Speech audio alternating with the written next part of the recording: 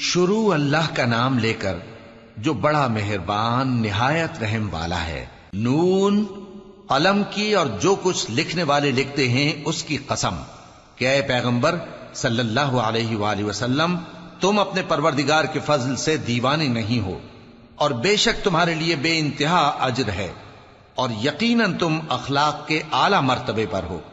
سو ان قریب تم بھی دیکھ لو گے اور یہ کافر بھی دیکھ لیں گے کہ تم میں سے کون دیوانہ ہے۔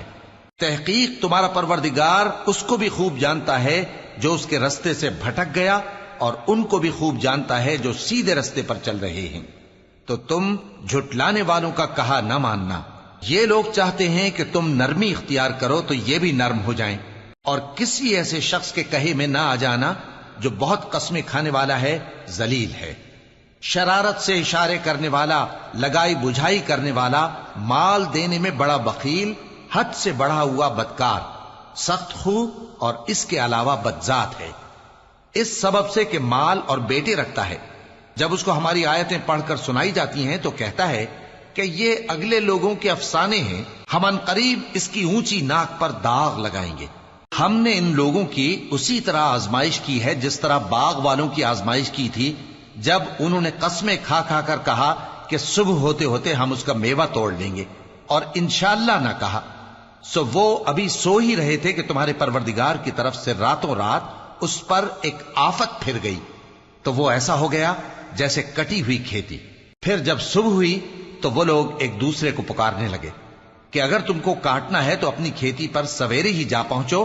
سو وہ چل پڑے اور آپس میں چپ کے کہتے جاتے تھے کہ آج وہاں تمہارے پاس کوئی فقیر نہ آنے پائے، اور کوشش کے ساتھ سویرے ہی جا پہنچے، گویا پیداوار پر قادر ہیں۔ پھر جب انہوں نے باغ کو دیکھا تو ویران، کہنے لگے کہ ہم رستہ بھول گئے ہیں، نہیں بلکہ ہم بے نصیب ہو گئے۔ ایک جو ان میں سمجھدار تھا بولا، کیا میں نے تم سے نہیں کہا تھا کہ تم تسبیح کیوں نہیں کرتے؟ دوسرے کہنے لگے کہ ہمارا پروردگار پاک ہے، بے شک ہم ہی قصوروار تھے۔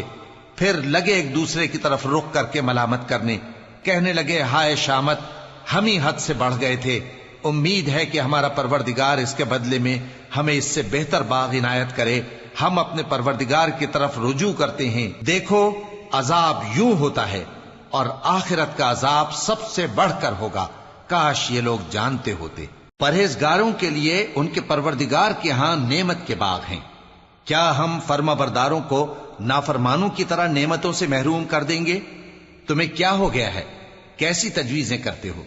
کیا تمہارے پاس کوئی کتاب ہے جس میں یہ بات پڑھتے ہو کہ جو چیز تم پسند کرو گے وہ تم کو ضرور ملے گی؟ یا تم نے ہم سے قسمیں لے رکھی ہیں جو قیامت کے دن تک چلی جائیں گی کہ جو کچھ تم طے کر لو گے وہ تمہارا ہوگا؟ ان سے پوچھو کہ ان میں سے کون اس کا ذمہ لیتا ہے؟ کیا اس قول میں ان کے کچھ شریک ہیں؟ اگر یہ سچے ہیں تو اپنے شریکوں کو لے آئیں۔ جس دن پنڈلی سے کپڑا اٹھا دیا جائے گا اور کفار سجدے کے لیے بلائے جائیں گے، پھر وہ سجدہ نہ کر سکیں گے، ان کی آنکھیں جھکی ہوئی ہوں گی اور ان پر ذلت چھا رہی ہوگی، حالانکہ پہلے اس وقت سجدے کے لیے بلائے جاتے تھے جبکہ وہ صحیح و سالم تھے۔ سو مجھ کو اس کلام کے جھٹلانے والوں سے سمجھ لینے دو، ہم ان کو آہستہ آہستہ ایسے طریق سے پکڑیں گے کہ ان کو خبر بھی نہ ہوگی، اور میں ان کو مہلت دیے جاتا ہوں، میرا داؤں بڑا مضبوط ہے۔ اے نبی، کیا تم ان سے کچھ معاوضہ مانگتے ہو کہ ان پر تاوان کا بوجھ پڑ رہا ہے، یا ان کے پاس غیب کی خبر ہے کہ اسے لکھتے جاتے ہیں؟ سو اپنے پروردگار کے فیصلے کا انتظار کیے رہو، اور مچھلی کا لقمہ ہونے والے یونس کی طرح نہ ہونا کہ انہوں نے اپنے رب کو پکارا جبکہ وہ دل ہی دل میں گھٹ رہے تھے۔ اگر ان کے پروردگار کی مہربانی ان کو نہ سنبھال لیتی تو وہ چٹیل میدان میں ڈال دیے جاتے مذموم حالت میں۔ پھر ان کے پروردگار نے ان کو برگزیدہ کر کے نیکوکاروں میں شامل کر لیا۔